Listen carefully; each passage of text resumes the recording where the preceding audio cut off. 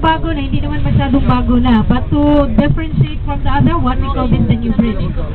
This was named after the former Chief Justice of the Supreme Court of the Philippines, si Marcelo Fernan. He is also a Cebuano. To your left, that's the old Mactan Mandawi Bridge.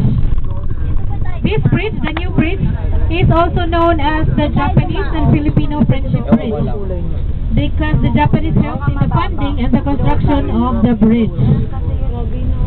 The bridge has a total length of about 1.2 kilometers and a total center span of 185 Bakit po meters. iba yung kulay?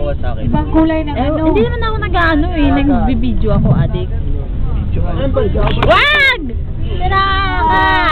Dek! Yeah, bakit na? May palay kasi dito. Oo. Yun. Okay, so yung yung kabilang bridge naman is a form of reparation payment of the Japanese government to the Filipino people, Super dami ng tubig.